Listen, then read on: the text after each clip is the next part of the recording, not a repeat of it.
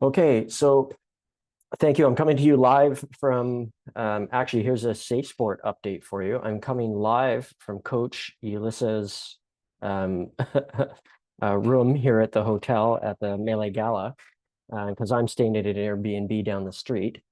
But the door is propped open and Yuli isn't here right now.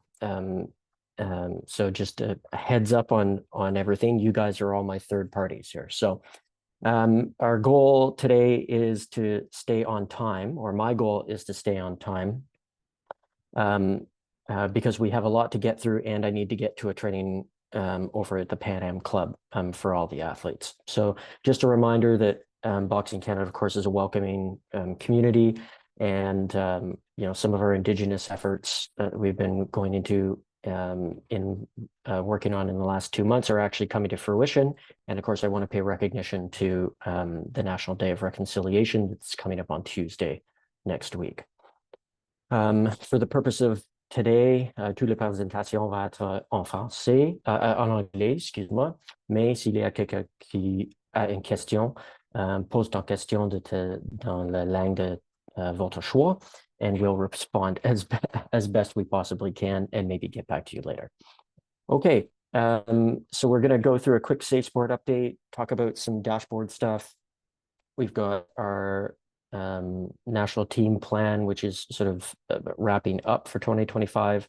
We'll do a report on how we did at the World Championships, talk a little bit about the next couple things that are up on the schedule. And then I want to highlight that we now have published a draft, or hopefully close to our final draft of the national team plan for 2026. And we'll talk a little bit about HP data stuff and then some upcoming notes and certainly time for questions.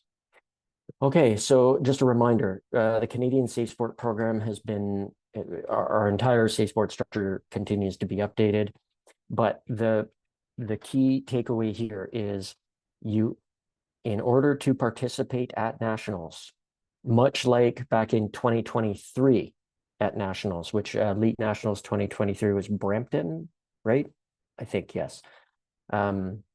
Anyone who was going to participate as an athlete or as a coach needed to do the Respect in Sport course at that time. Well, there's a new course you need to do, and we've got links on how to do it. It's available. Andre, and if you can share the URL for this presentation just in the notes, that'd be great, just to make sure everyone's got it. And of course, links to this presentation are available online as well as links directly to this information. But it is absolutely critical that everyone, athletes and coaches and officials, and all of our major volunteers at nationals, they all have to have gone through this program. Out of all of the coaches and athletes involved with the national team who are on a nationally identified list, we started sending out invitations to do this course in April.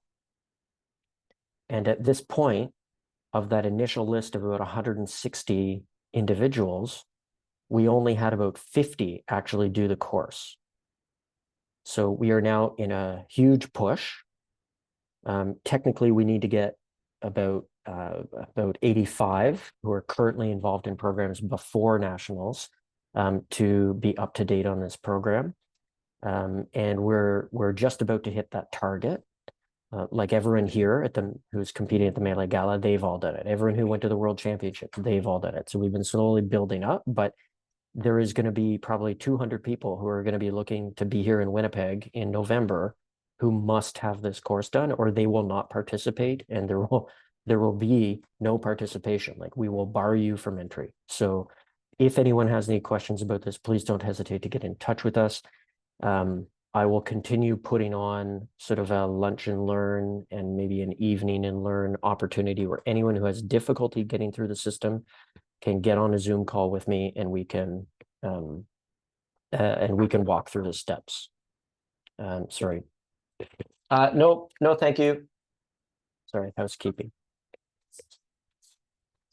Yeah, I know, it's all good. Thank you. Yeah. Great housekeeping guys here. That's great. Okay, so just a reminder, everyone needs to get this done. Selection dashboard. So our dashboards are up to date, and they include both our our categorization dashboards and our carding dashboards. So I encourage everyone to take a look. We are not going to go through step by step during this meeting, but take a look. If you believe that either you as an athlete or you as a coach think that some of our data is incorrect, or we have got people in the wrong prioritization or have sorted things the wrong way, just let us know. Because this list needs to be final as of the end of January this year. So we've got lots of time to fix mistakes, but we would like to fix those mistakes as early as possible. Because once we submit data to Sport Canada, who validate it, that's when things get complicated and we have to get formal in our processes to fix things. So if you've got any feedback, please let us know. The final opportunities for athletes to change categorization and be on the nationally identified athlete list sort of happens sort of around or during the U23 assessment camp. So there will be some changes after that. So if you're further down on the list than you think, or you see that especially your athlete, like category 4, sorry, I'm going the other way. Category 7 or category 8 ranking is old information. That's just because we haven't had the assessment camp and we haven't had nationals yet. So there will be some changes there, but at the top end of the list, we've got everything done. There will be an onboarding meeting at the October U23 camp for all the athletes who attend and all the coaches who attend to sort of look at if you are ready to engage and be a part of the sort of broader national team program. And even though we haven't had nationals yet, you're anticipating being either a number 1 or number 2 in the country. We will be providing sort of lists of here's all the things that you need to do. So athlete agreements, safe sport requirements, anti-doping requirements, and have an opportunity for everyone to sort of ask questions in real time. Because right now we've got, Andrea, help me out here. I think we've got, 50 or so athletes registered for that camp? Yeah, like 42, 43 Yeah. about. Okay. Yeah. So, and sort of targeting 50. So that's a great number. That's fantastic. It's going to be a fantastic opportunity for training. But we'll make sure that there's an education component in there so that we don't have to chase people down later on. And everyone who attends that camp who has not already done the safe sport requirement, we're going to make them do the safe sport requirement literally as part of the camp. So they will all get done. And that includes any coaches, personal coaches who are coming as well. Okay, moving on from there. So wrap up on our national team plan. So again, the visual flow chart is there. The sort of long format written out document is also there. Again, the last major event on there is the U23 assessment camp. So if you haven't registered yet and you're on the invite list, you need to register. And if you don't see yourself on the invite list and you are wondering why you aren't on the invite list, it is entirely possible that we missed you. We don't think so. We went through quite an exhaustive process and we went out to each province and asked them to validate everyone who we've got on the list. But it is possible. So if you think you've been missed, let us know. We'll see what we can do about double checking to see if an invitation is forthcoming. The other thing I want everyone to be aware of, we have language in the NTP around the possibility that U17s would be invited to that camp. Because we've had a number of questions about this, I would suggest that the U17s who are offered an invite to that camp, and to the best of my knowledge, there's only been one, it would be an exceptional circumstance. Like this is a U23 camp. So yes, U17 is U23, like it fits within the bubble. But that's quite an age difference. And we are very mindful that this is going to be, fingers crossed, one of the highest quality sparring camp opportunities in Canada for the year. And, we don't want to have athletes there who are not going to be able to participate fully. So just keep that in mind.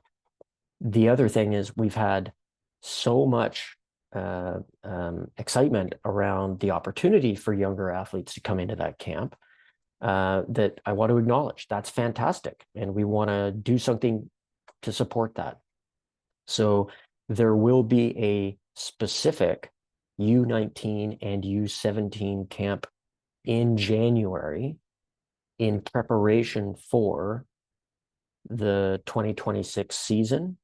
And that's important because, and we'll talk about this a little later, we do have the Youth Olympic Games and a U19 World Championships next year. So we will prioritize a few more opportunities for essentially the U19, but extending down into the U17s in the next season. Okay. Looking at the World Championship. So obviously, it was a fantastic 10 days over in Liverpool. And for the athletes who are over there, it started off with a pre-camp in Montreal for 2 weeks, and then into an almost 2-week camp in Sheffield, and then over to Liverpool. So it was quite a haul, but we're super proud of how everyone did. I will say it every single time. Seeing Victoria up on the podium, picking up her bronze medal, was fantastic. And certainly seeing the excitement that she had with the win that she had in the quarterfinals was tremendous. And the entire facility, everyone in the crowd all cheered. It was really remarkable. So congratulations to Victoria, congratulations to her club, Sully's Boxing Gym, and congratulations to Ontario for helping to support that athlete. Okay, looking at sort of the numbers. So the goal that we had was 2 top 8s, and the results that we had were the bronze medal, so a 1 top 3 and 2 other top 8s, right? And sorry, just got my thing in the way. I can't read off the screen here. The selection criteria, of course, we talked about this in the last couple of meetings as to how people got there. We didn't have anyone be selected on a priority 1. We did have some athletes selected on priority 2, and then the remainder of the athletes who accepted spots were selected on priority 3. There was an athlete who was selected through priority 4, but they chose not to attend. And then results, right? So we had, like I said, the 2 top 8. So I will call out Kioma, fantastic performance, representing the corner and representing the Province de Quebec. And then Joshua Foray, representing Marshall's Boxing, and of course my former province of Alberta from a number of years ago. So great to see all of the performances. And I think from a personal reflection, because I was there for the first sort of 7 days of competition, I didn't stick around, unfortunately, for all of it, was that the team was acting like a team. We were seeing lots of support of each other. We were seeing a lot of focused, very professionalized athletes, really trying to do everything they possibly could to optimize their performance. And despite disappointment, because of course every time you lose, you're disappointed, that disappointment was very much disappointment, not anger, not angst, not excuses, very much, okay, that happened.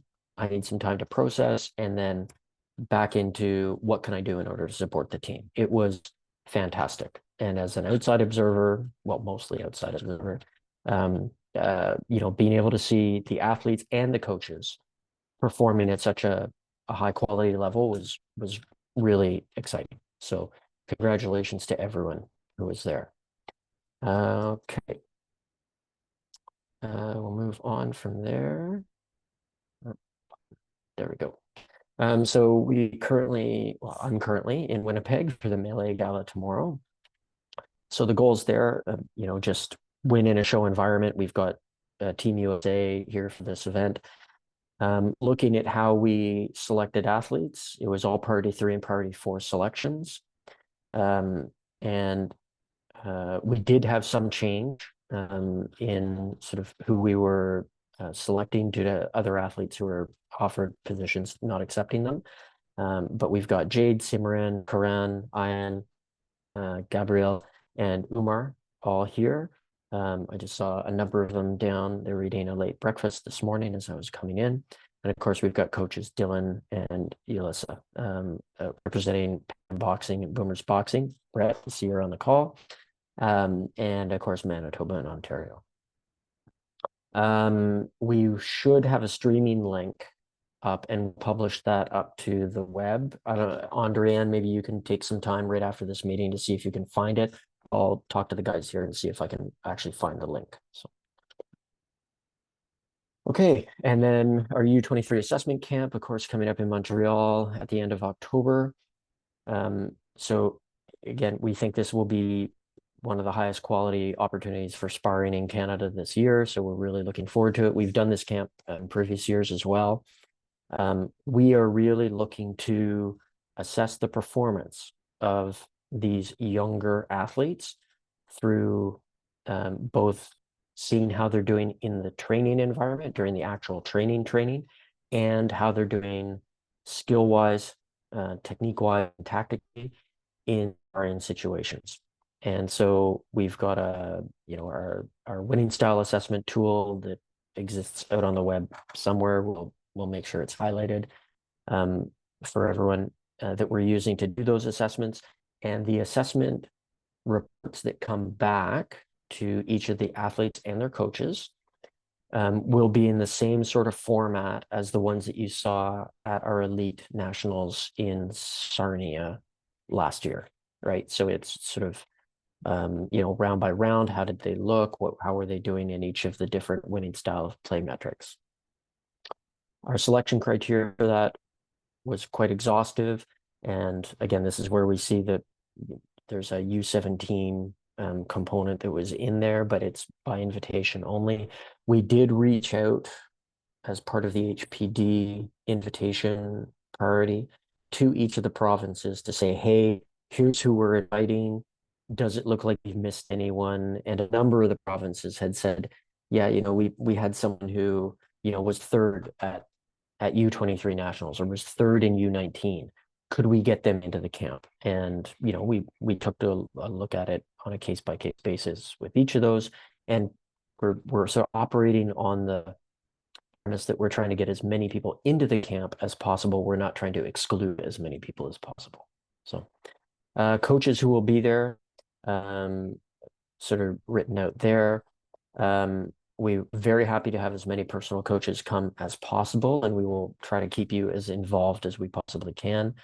Andrian, remind me, I think we're trying to get some comp dev evaluations done at the same time. Am I right in that? Yeah, that's right. Yeah. Okay, so we've got a registration link for that available. That's online, right? Yep. Okay, good. So, and if anyone has any questions about whether they can get in on that, shoot the question over to coach@boxingcanada.org or directly to me or directly to Andrian, and we'll get back to you as quickly as we can. Okay. And looking ahead to Elite Nationals. So the handbook is out. Registration should be by province only. It is password protected. So the passwords have been sent out to the provinces because we do want to control entry. If a province decides that they are going to have individual athletes and coaches process their own registration, you can do that. You'll have to share out the password in order to make that happen. But we will send notifications probably once per week to say, hey, I'll pick on New Brunswick because Dolores, I see got your logo in front of my face here. Hey, New Brunswick, we saw athlete A, B, and C and coach A, B, and C just registered. Are you okay with them attending and representing, right? And that way each province just gets that opportunity to validate that they're in.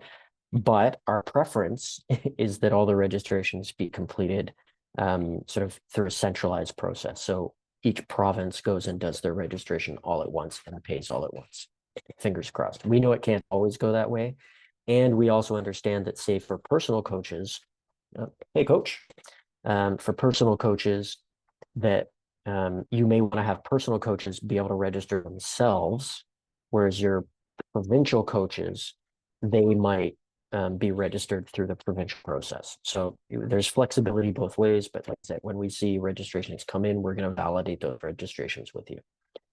Um, uh, the 2 per province rule is sort of slots available per weight category is in effect, but if you have a 2024 champion in elite, or if you have a silver medalist from 2024, or you have a champion at U23, who is, so that was Quebec this year, they all get to a spot within the tournament that does not count against your 2 per province, right? So we're not going to penalize you for having good athletes. If you're producing good athletes, we want, who's the 3rd and 4th in your program, right? We want them to be able to come in, and we still have wild card entries available. So if you feel like you look at your top 2 per province, and then you look at your 3rd in that weight category, and you think, you know what, they're really, really close, then register them as a wild card, and we're going to try to get them in the tournament as well. Okay. No guarantees, but we've set it up in the system so that wild cards are registered essentially to a wait list, and then we will backfill into the wait list. The process for backfilling those wild cards into the wait list is it's described fully in the registration handbook, but and now that I'm thinking about it, I'm not sure that I remember exactly what it is, but I would say go there. And if you have any concerns about that process, let me know. I would suggest that the earlier you can put in those wild cards, the better. Like, it just makes things easy. We are not going to be looking at processing wild cards at the last minute. Okay. We will be attempting to do proper seeding. I know we've tried to do proper seeding before, and we've had some stumbling blocks along the way. However, I'm quite certain that we've sorted it out with our competition management software now. So the top seed will be given out in priority to last year's champion, then last year's runner-up, then the U23 champion from this year in Quebec. And we are going to try to avoid provincial conflicts in the first round where possible. Now, I always have to say where possible, because if there's only a handful of people in the category and they're all from the same province, then obviously we're not going to do that.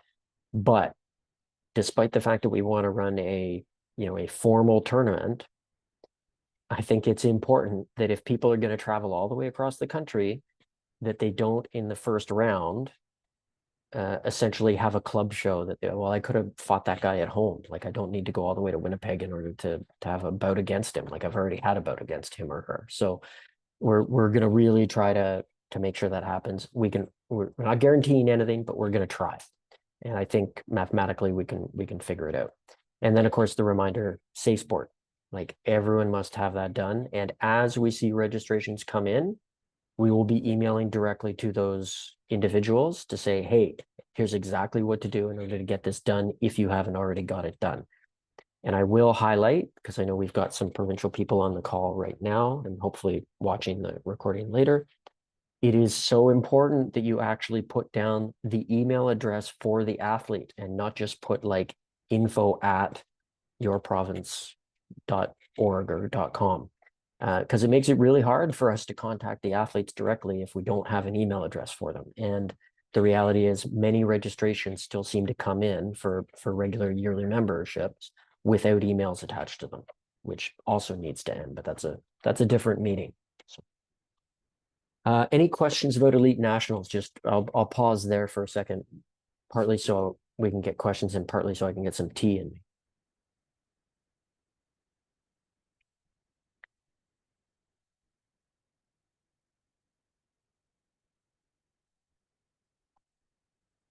Okay, hearing no questions, please feel free anytime, put questions in the chat. Andrian will get back to you if they're in the chat. But and of course, feel free to give me a call anytime. Okay, talking a little bit about the NTP 2026. So like I said, we've got our initial draft. It's, I think, now final draft. There are still a lot of elements highlighted on there that need some updates.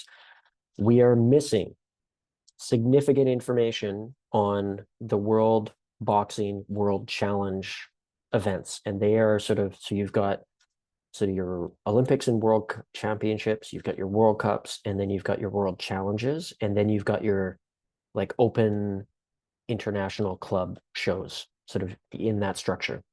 So these are a really critical event for us. The first one that we attended formally as Team Canada was in Czech Republic this season. And of course, we came away with multiple medals and like tons of top eights. So it's a good level of competition for us. I would suggest that it's significantly higher than a national championships, but it is not certainly at the level of a World Cup or World Championships. But they are critical. We are sending reminders out to World Boxing. Hey, we need to know the dates and locations of these. We've got hints on where the dates are, but we have no idea about location. And location makes a difference in whether we're going to go or not. So as soon as we get that information, it'll be updated. I think major philosophies that we're dealing with, these are sort of explained more fully in both the NTP long format document and also in the high performance plan 2025 through 2032. But I would suggest that things like we're trying to find ways to put the right athlete at the right level of competition at the right time, so that they can be successful, right? So we're trying to avoid last minute, oh, let's rush and move you onto the World Cup, right? I mean, if an athlete isn't properly prepared, then we're not setting them up for success, and we want to be setting people up for success. And we are not interested in sending athletes unless we have a pretty strong, I don't want to say gut feeling because that makes it sound kind of wishy-washy. Unless we have some sort of evidence that we feel the level of competition is going to be suitable, that they'd have at least a shot at making it through the first round. If we don't think someone is going to be able to make it through the first round, we're not sending them to that level of competition. Okay. And we'll talk a little later about some of the tools that we're starting to put in place to help make those decisions. What to expect out of the NTP. We've sort of planned it out broadly in sort of different pathways. So if you're an A-level athlete who, was at the World Championships, did well at the World Championships, what does your 2026 season probably look like if everything goes sort of according to plan? You will go to, I can't remember off the top of my head, but I think it's, you'll go to the January camp for elites. And then out of there, you'll go to Stranja as a warm-up competition. And then out of there, you'll go to the Brazil World Cup. And then after that, you'll go to the China World Cup. And then after that, if your weight category is in the Commonwealth Games, then you go to the Commonwealth Games. And then after that, you'll go over to the Continental Championships. And if you're a B-level athlete, what does that pathway look like? You'll go to the January training camp, and then you'll go probably to Stranja because we can do 2 per weight category. And then out of there, you'll probably go to the first available World Challenge event and see how you're doing. And then after that World Challenge, maybe you go to another World Challenge. Maybe you get bumped up to the World Cup. Maybe you don't. Maybe World Challenge isn't working out for you and it's time to come home, do, the Quebec Open, do Brampton, do whatever, and then, retool and get back up with an opportunity to then go back into international competition, hoping to get back in for the Continental Championships. Or if you're a U19 athlete, what does that pathway look like? Because for U19s, we've got our national championships in March in Calgary, and we're going to do some sort of international engagement, probably certainly for the top ones, but also maybe for the top twos, depending on how many we can bring to whatever event we decide to go to. And we'll be looking at doing that sort of before the end of the school year. And then we will also have the team of our top ones going to the actual U19 World Championships, which are later on. It's sort of mid to late August. And we don't know where yet, unfortunately. And is there going to be a training camp associated with that? Hopefully it'll be an international camp, but right now, because we don't know where the U19s are going to be, we've got it listed as a Montreal camp. Okay, and then sort of the major key dates that I think everyone needs to be absolutely well aware of right now. So there is a January camp in Montreal for a week for elites. It is a mandatory camp. If you are looking to go and represent Canada, you need to be there because we need to have some opportunity to validate, are you in shape? Are you ready to go? And make sure that we have a good understanding of what your capabilities are before we start moving on. As I said earlier in the meeting, there's been a lot of people asking about other opportunities for U19s and U17. So we will have a camp in January, right after the elite camp. And as planned right now, today, based on the limited information we have about the Youth Olympic Games, we are going to make a selection for our Youth Olympic Games athletes at that camp because they are going to have to go to a Youth Olympic Games qualifier in Thailand in late February, potentially into early March. We don't know exactly when that is. We don't know where in Thailand. We don't know how good you need to do at that tournament because the information simply hasn't been released yet. We also don't know what weight categories will be available at Youth Olympic Games, and we don't know how many spots will be available. What we do know is that we will not be given a spot for every single weight category. We are much like the Commonwealth Games. They are going to give us a number of spots, and that could be as few as 1, and it could be as many as 10. But we just don't know. What we do know is the Youth Olympic Games are going to be in Senegal, Dakar, Senegal, so in Africa, and they are happening at the end of October, beginning of November, 2026. We also know the age category for that is on the last day of the Youth Olympic Games, you must still be 17 or younger. So it doesn't fit with our normal age categories for international boxing, which is one of the reasons why we have to do this odd selection camp thing. So I think admittedly, the national team staff don't feel great about, like, it's not the perfect way to select a team. But I think given what we know now and how little we know right now, I think it's the best thing we can do is sort of plan out for that. And it could be that that U17, U19/Youth Olympic Games camp turns into a mini tournament in order to do the selection, or it could be that we just select based off of skill. And I would suggest strongly that if we're going to do that, we will bring in world boxing certified officials to help us with the selection, because we want to make sure that we're sending athletes whose style is going to be recognized by international judges.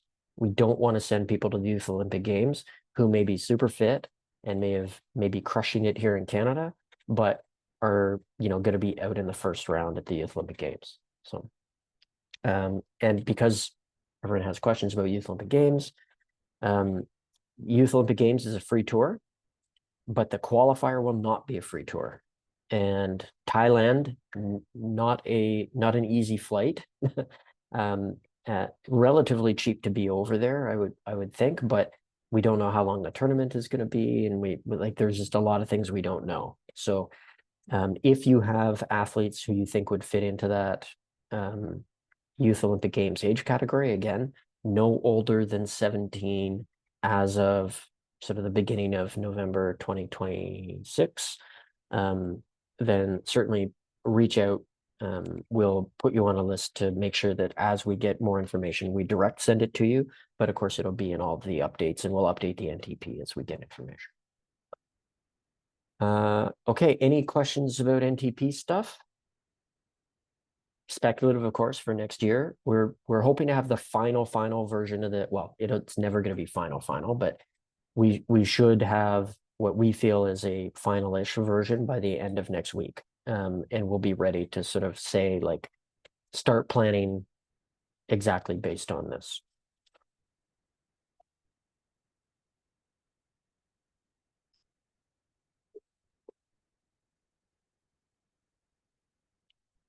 Okay, moving on. So a quick talk about high performance data. So we're working on sort of 4 major buckets of data right now. And so the first, I think most people who are coaching or competing at a national level would be familiar with our winning style assessments. And the goal of these is to provide this coachable feedback, right? So there's a lot of statements made around style and around technique and around tactics. It's not a lot of, even though it's based on numbers, it's not attempting to just give an athlete a number and have a direct comparison. Well, you scored a 21 and you scored a 22, so that the athlete who's a 22 is a better boxer. Well, they scored better in the assessment, but the feedback for the person who's scored 21 could look very, very different from the feedback that's going to the person who's scoring a 22. And we will continue providing these assessments at each of our national tournaments, and we're trying to formalize this as much as possible. And of course, this is a mainstay of our U23 assessment camp that's coming up. The next one is our ELO ranking. And if anyone is familiar with competitive chess, the ranking system that's used to take a regional chess player here in Canada and relate their performance against a grandmaster over in Korea. That ranking system is an ELO. ELO is the short form of a name of a mathematician, I believe. Don't quote me on that. Wikipedia it yourself. But it's a relative ranking system based on points and based on relative performance. So we were helped out with this by our friends at Own the Podium. They provided us a treasure trove of data that they now have access to with sort of all of the, I would say, international level competitions that have happened since 2013. And they plugged in each of these results into an algorithm that pops out these ELO rankings. And you can see the progress of an athlete where their points, as they win and lose, and do better and better and better, and their points go up and up and up. Or if they're on a losing streak, their points go down and down and down. Or if they're sort of hovering in just win, loss, then it sort of looks like a zigzaggy line across the graph over time. What we have found with our initial use of this tool, say in the last 3 months, is that it is not a spectacular predictor of whether someone will win. They say someone's got, I'll pick some random numbers, 1,650 points versus 1,700 points. It's not a great predictor of the win, but what it is good at is if I've got an athlete who's, say, at 1,650 points, what level of competition would be good for them? Because at the World Championships, if we know that in the first round, most people are going to be up at 1,800 points, then maybe we don't want to send that 650 point athlete into the lion's den just for them to get beat. And I mean, sport is sport, right? Sometimes, we get beyond the numbers in our performance. But statistically, it seems like this is a good way to sort of stratify or layer out or differentiate between different levels of competition. And this idea of earning points and then being ready to go and test yourself at the next higher level of competition will be one of the tools that is used whenever we get down to a subjective selection.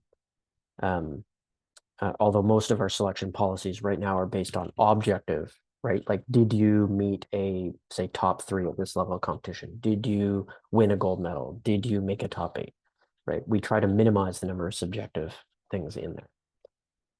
The next type of assessment that we're toying with right now is essentially using an artificial intelligence system, which sounds very nerdy, I know, I apologize, that looks at video of about and is able to essentially take the pictures of the boxers, figure out, was that a jab, was that a hook, did they take a step forward or a step back, did they pivot, did they hit someone with intention, or did they just get grazed, did they block, did they slip?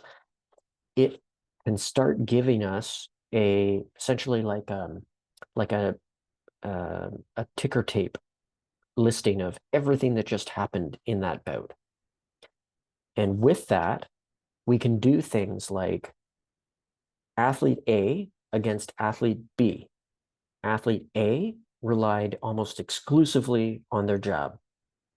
Athlete B was only fighting off the back foot, and was just waiting and waiting and waiting in order to put a power right in. And they only threw it 4 times, but it was effective 4 times. We can take those lists of actions and we can do a few things with them. We can quantify an overall load. How much work did a boxer do in the ring that day? We can quantify, were they on the offense or on the defense for the majority of the fight? Where were they physically in the ring? Were they protecting the middle? Were they fighting off the ropes? Were they, off it, like, they spent, a total of 96 seconds, clinching, right? We can get stats like that. And then we can relate all of those actions that the computer is seeing, and we can relate that to scores. And we are hoping to be able to glean some information in advance of when we do our competition strategy or bout strategy with an athlete, where we can go and say, hey, the computer took a look at your last 2 fights, and here's how you're fighting right now against these specific opponents. And here's the last 2 or 3 fights for your opponent that you're going to fight tomorrow. And here's what we've learned about how they're fighting. And we can start the conversations with the athlete and the coaches, knowing that information that the computer has generated for us. And then what we feel is we've got a stepping stone to having a deeper and more focused conversation around what is the tactic going to be in order to get our athlete successful over their athlete in this upcoming bout. So we're playing with this right now. We've got a commercial product that's available out there in the world that seems to be delayed and delayed and delayed. But we also have a project with the University of Montreal in Montreal, and they are collecting tons of data and using some test footage that we have from the training center that is helping the computer to determine those types of punches, actions in the ring. And we're looking right now pretty good. Like if we sat down one of our national team coaches and said, do the same exercise, like every time someone does a punch, name the punch, categorize it, and do a timestamp of when they did it, we're getting like between 95 and 97% accuracy with the computer system. Doesn't mean it's perfect, and it certainly helps to be a human, but it's getting pretty good. So we're hoping to incorporate that as well. And I think for a few years from now, what we'd really like to be able to do is take video live during a competition, and as the athlete exits that bout, be able to hand over a report. Here's what you did today. Take that into your debrief with your coach, whether you're moving on or not, and you can have that available to help build those conversations around what are you going to do for your next round or next competition if you're now out. Then the last thing we're doing with high performance data is we're using actually that same data set that OTP has provided to us, and we're taking a look at how is a particular Canadian athlete doing compared to the top six. I've said top 16. We may not get it to top 16, maybe top 8, but people in their weight category internationally. So for instance, easy to pick on Victoria because she just came away from the World Championships with a medal. We know kind of where she is in the world ranking right now. So who has Victoria competed against? What were the results out of each one of those bouts? And out of everyone in the top 16 in the world in her weight category, who have we not seen yet in competition? And have we not seen them against Victoria? Have we not seen them at all competing? Like we can't even find video on them. Have anyone who we've competed against or Victoria has competed against, has that opponent competed against that person?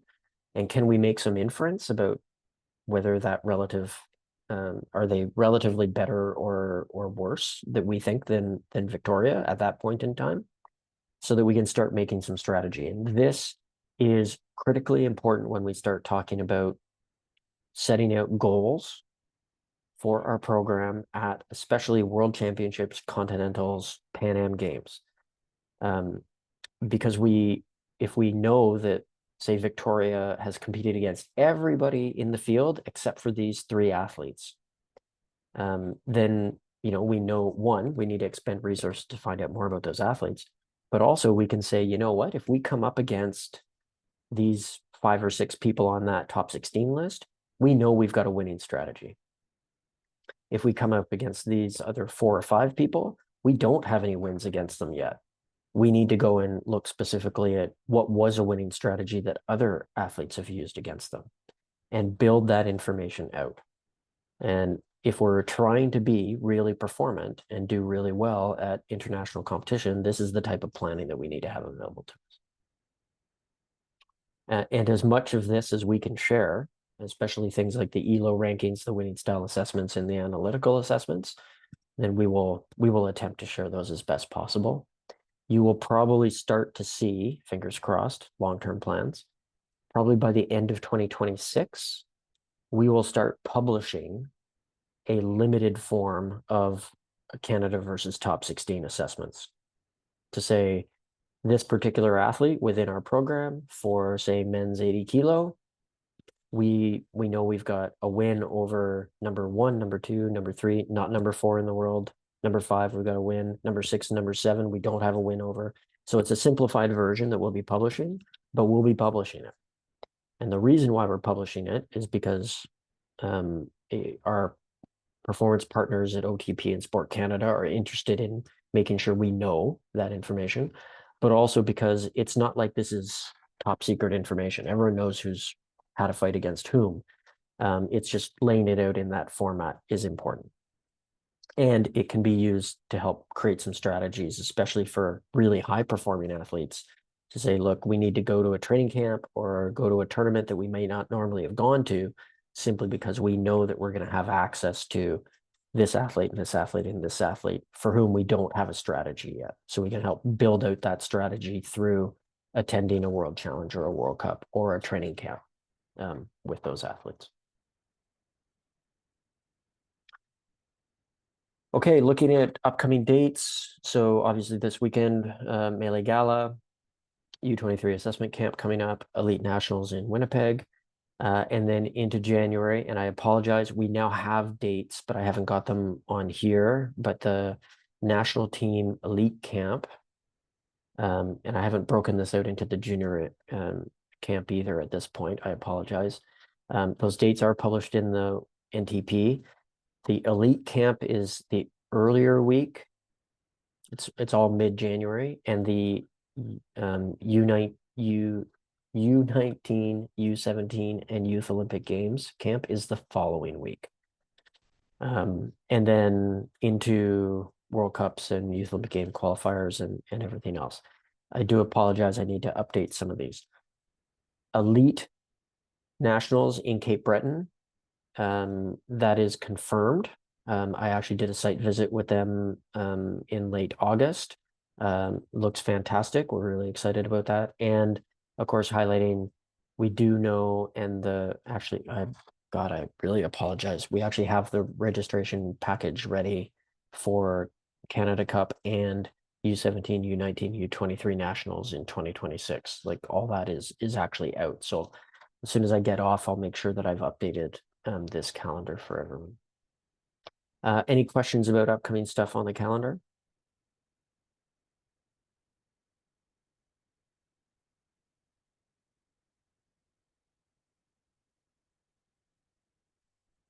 Okay, and then on to my list of other notes. So we are running a test of an electronic boxing book system for our athletes here in Winnipeg at the Melee Gala. So we're pretty excited about this. It's a new technology.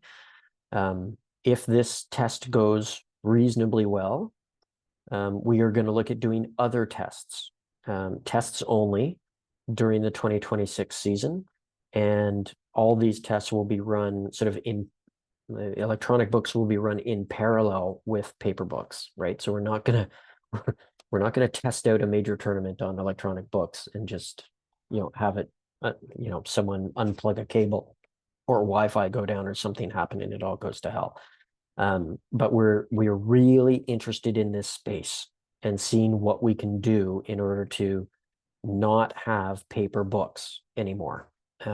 But we also recognize that paper books have very specific utility, both in current processes at major competitions, and there are always going to be events held within Canada where we cannot rely on technology simply because either we don't have internet access or we don't have electronics or whatever. Like paper books will be with us, but we would rather have the paper books be a backup or a temporary solution where we collect data within those paper books, use it for a particular competition, and then we update the electronic system shortly after.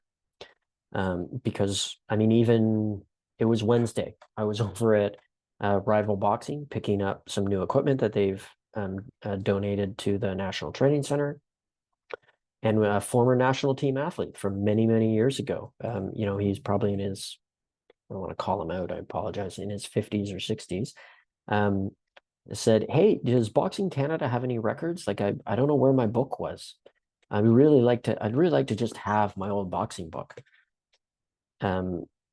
So now we're combing around the storage room, seeing if we've got his boxing book from that time. Unfortunately, I don't think we do, but we're gonna try our best to pull up his fight records from whatever data we have available, just to have that information for him.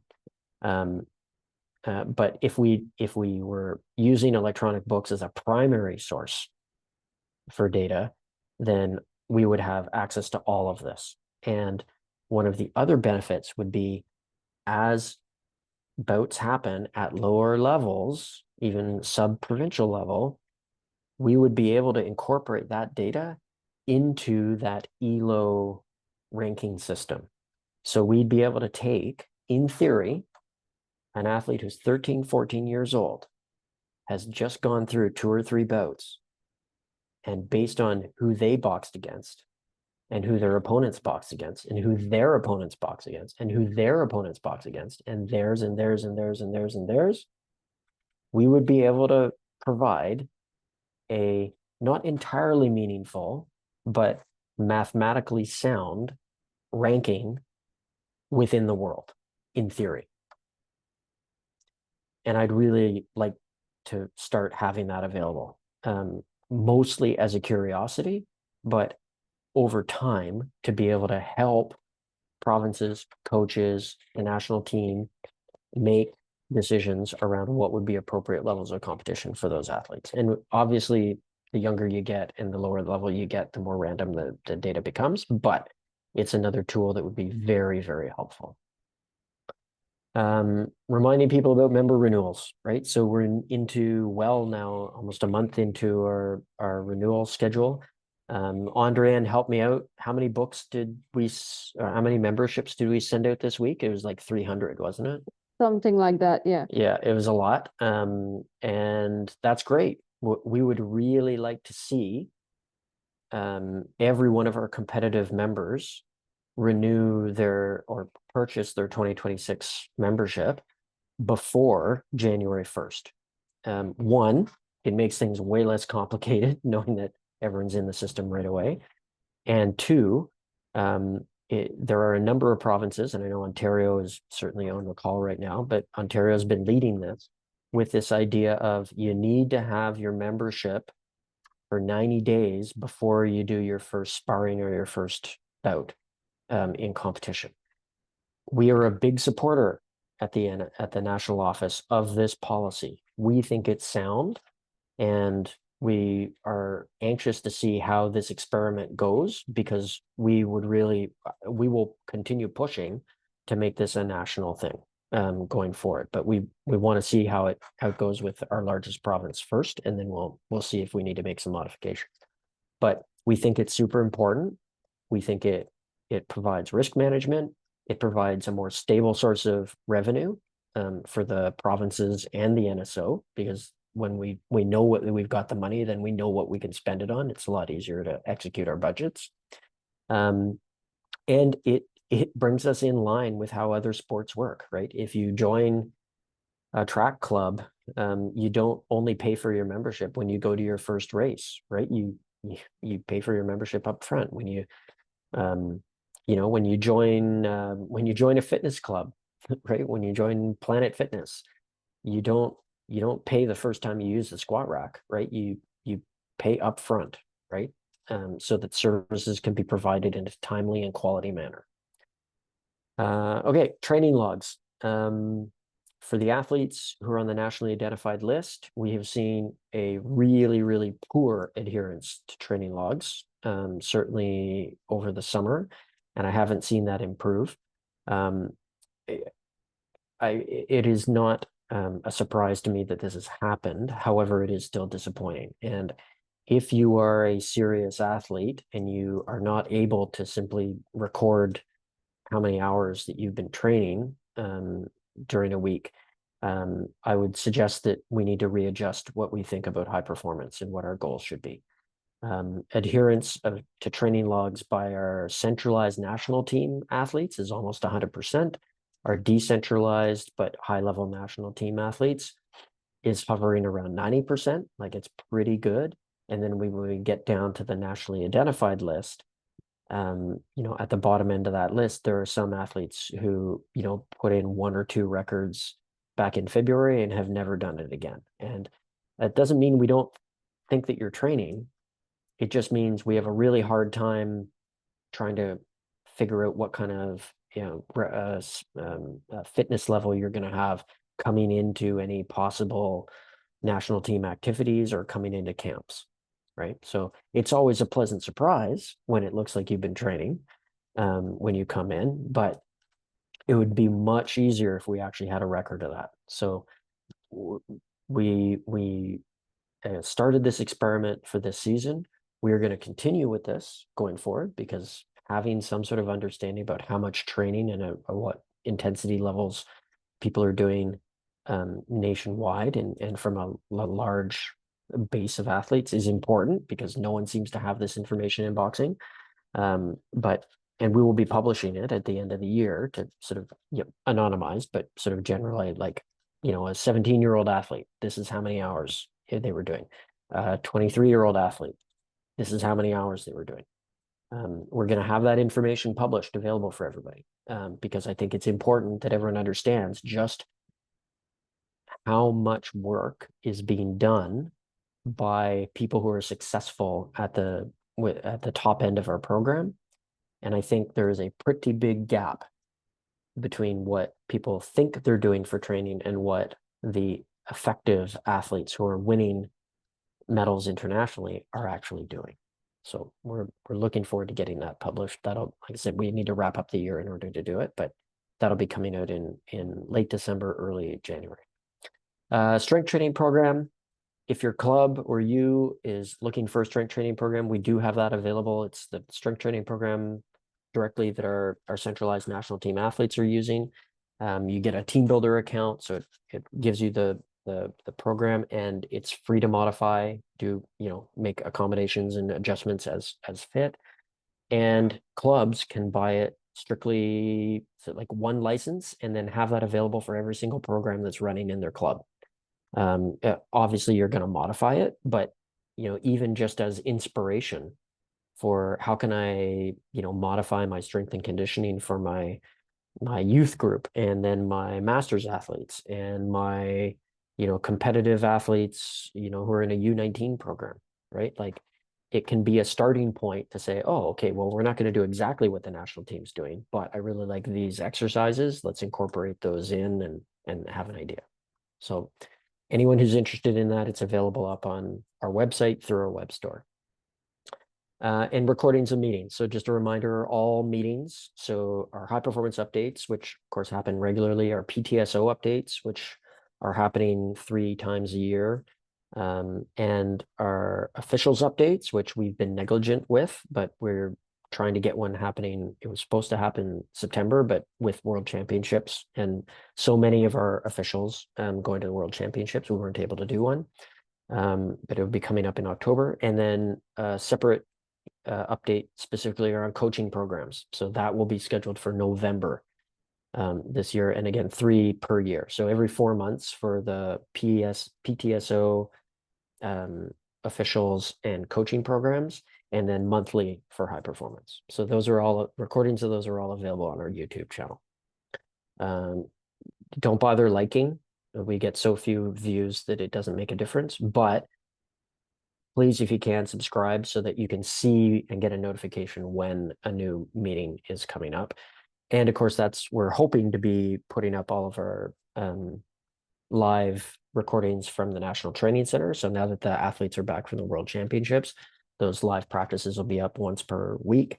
And recordings of those practices, as boring as they are to just watch an hour and a half practice from a bunch of different camera angles, we do know that there are coaches out there, because I hear from them, who say, you know what, I really liked being able to watch exactly how they did that drill, or what it looked like when a super heavyweight was doing it, and compare that to someone in the woman's 48 kilo was doing it. Like, super helpful. So we recognize that there's some value there, and we will continue providing that for you.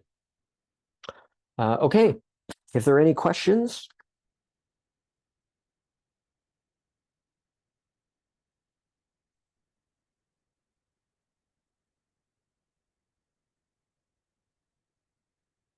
All right, and based on that obviously content silence, I'll say thank you to everyone for taking the time out of your day today.